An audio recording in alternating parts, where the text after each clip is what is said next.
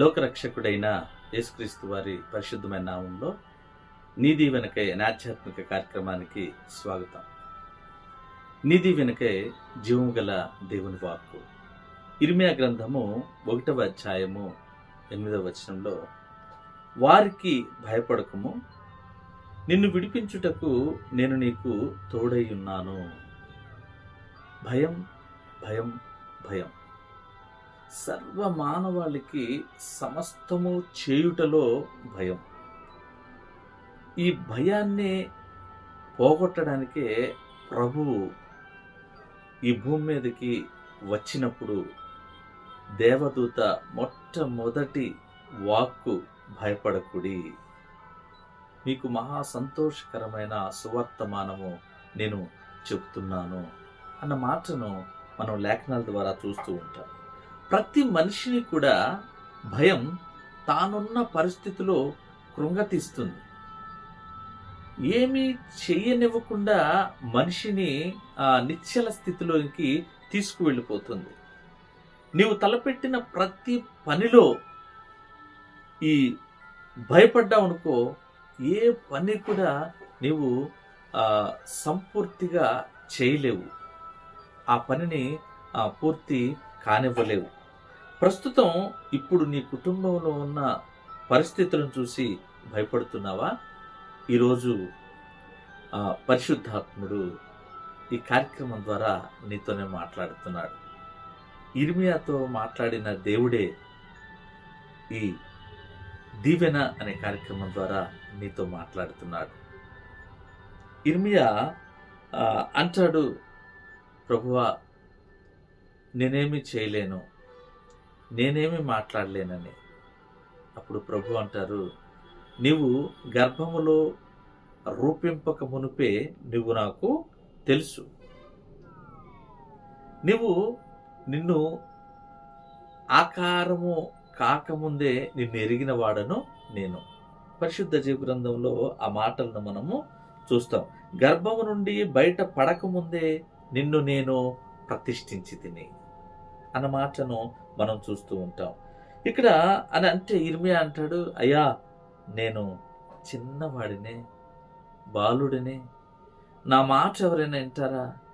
నాకు పెద్దవారిని చూస్తే భయము కదా అంటూ ప్రభు ఇర్మియా ప్రభువుకు చెప్తున్న మాట. అయితే ఇర్మియా ఆ మాట నాకు ఇదిగో ఇర్మియాకు ప్రభు ఇస్తున్న దీవెన చూడండి. ఈ వీడియో చూస్తున్న ఆ దేవుని బిడ్డలారా, ఈరోజు నిన్ను ఏ లోకపు స్థితి బంధించి ఉన్నా, ఏ లోకపు స్థితిలో నీవు బంధివై ఉన్నా, నిన్ను తప్పించుటకు, నిన్ను రక్షించుటకు, నిన్ను కాపాడుటకు, నిన్ను ఆదరించుటకు, నిన్ను బలపరచుటకు దేవుడు నీకు తోడుగా ఉన్నాడు. పరిస్థితుల వైపు చూడకు, సమస్తము చేయగలిగిన యేసు వైపు చూడు.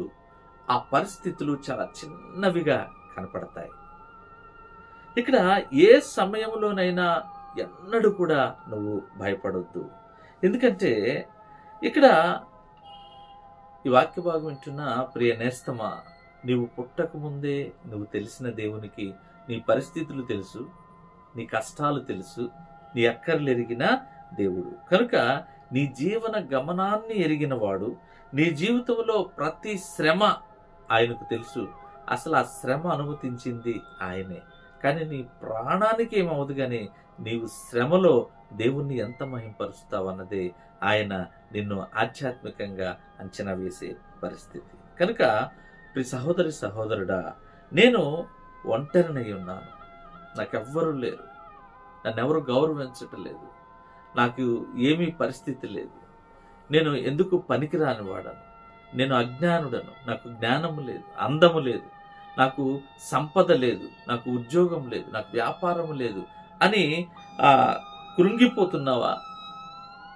లేకపోతే అయ్యా నేను ఆపత్కాల పరిస్థితిలో ఉన్నాను, ఈ గండం ఎలా గట్టెక్కేది అని భయపడుతున్నావా? ఇర్మియాకి తోడై ఉన్న దేవుడే నీతో కూడా మాట్లాడుతున్నాడు. ఇర్మియాకు తోడై ఉన్న దేవుడే నీతో కూడా తోడుగా వస్తానని ఈ వాగ్దానం ద్వారా నీకు తెలియజేస్తున్నాడు. నీ జీవితంలో ఇర్మియాకి తోడై ఉన్న దేవుడే నేను కూడా తోడై ఉంటాను నీ జీవితాంతం అంతా అని ఇదిగో ఈ వాగ్దానం ద్వారా తెలియజేస్తున్నాడు.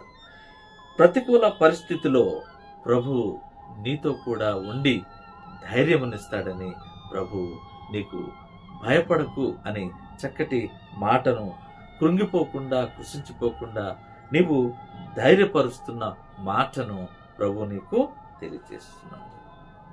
భయపడుతున్నావా? భయపడకు. దేవుడు సమస్తము చేయగలవాడు. నీకు తోడుగా ఉండి నిన్ను నడిపించేవాడే ఉన్నాడు. నీ దీవెనకై నిశ్చయముగా నేడు ఈ వాగ్దానం నీ జీవితంలో నెరవేరునుగాక. ఆమేన్. God bless you.